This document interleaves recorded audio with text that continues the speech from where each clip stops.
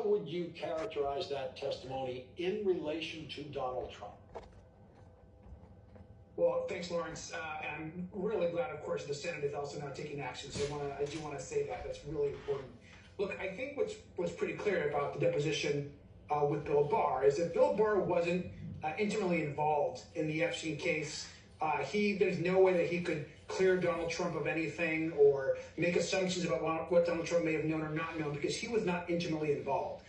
The folks that actually had all of the information were the federal prosecutors, the folks that were involved in the case, Alex Acosta, who we are demanding be deposed and testify in front of us, who we believe has an enormous amount of information.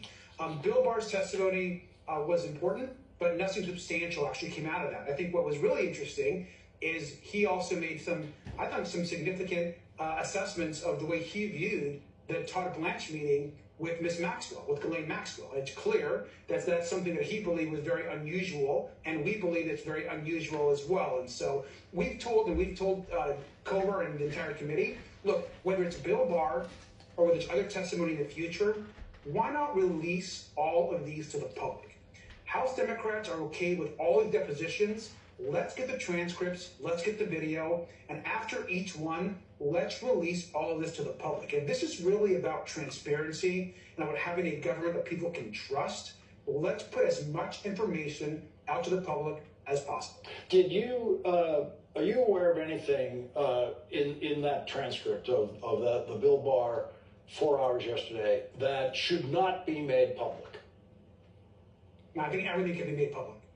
I think there are going to be some instances. The Bill Barr testimony can be made fully public. Of course, there are going to be some moments where around victims and around making sure that we're protecting victims that we don't want to make public. But as far as Bill Barr's testimony, we'd obviously review it one more time. But there's nothing in that testimony, as I have seen, where that's the whole testimony should not be made public by the Oversight Committee. Is there a Republican strategy on the committee to their approach to these witness interviews that they're conducting? Yes. Their strategy is to distract. Their strategy is to handpick Republican witnesses that may not know a lot about the case or about Donald Trump's connection to the files. Their strategy is to slowly leak parts of the Epstein files, which is a reminder they didn't want released at all until we forced that vote. They had no interest in getting the Epstein files released. The DoJ had no interest in releasing any records or documents. It was only the subpoena that we forced that is actually now snowballing what we're seeing in front of us. And what's going to happen over the next few weeks is Republicans are going to put out different members. They want to see witnesses, former administration officials, Democratic officials, Republican officials, but they are not going to get to, or they don't want to focus on what really matters. Right now, today, Pam Bondi and Donald Trump have the power to release the full files and Epstein records today, tonight, right now. No one is stopping them.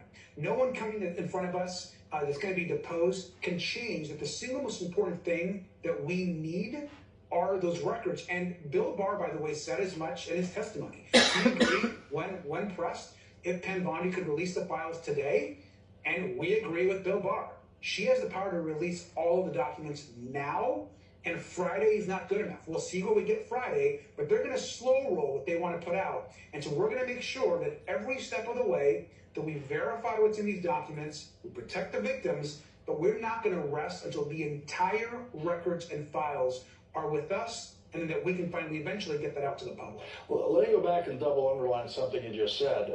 It was former Attorney General William Barr's testimony yesterday under oath in that deposition that it is within the power of the Attorney General now to release the entire Epstein files. Oh yeah, he made that clear. And so I think that that's something that he understands. We all know. I mean, Lawrence, we all heard Pam Bondi. I mean, the files were on her desk. She said it on Fox News. She had access to the entire files. She's read through them. She's done redactions and her team herself. We know she has briefed the president on the Epstein files and his name being in the files. This has all been reported to the public.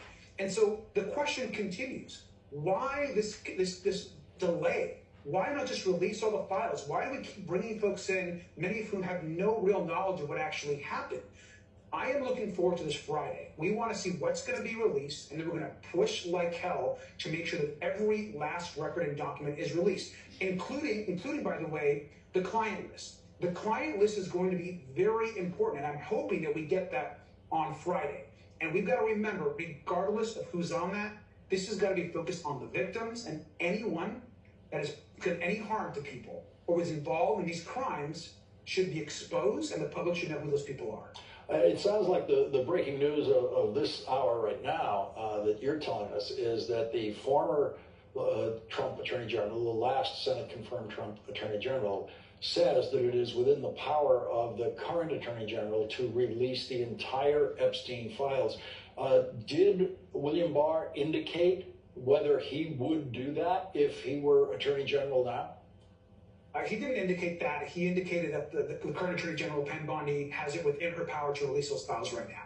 And so we're once again saying she should release the entire files. And this idea that she's going to roll out some of it on Friday and then continue this kind of planned stage rollout is not acceptable. Once again, they're playing distraction, playing games. This is all part of a massive White House cover-up. We know Donald Trump does not want these files released after campaigning so vigorously to get them out. The American people deserve the truth, and we're going to keep fighting to get it. Congressman Robert Garcia, thank you very much for joining us once again tonight.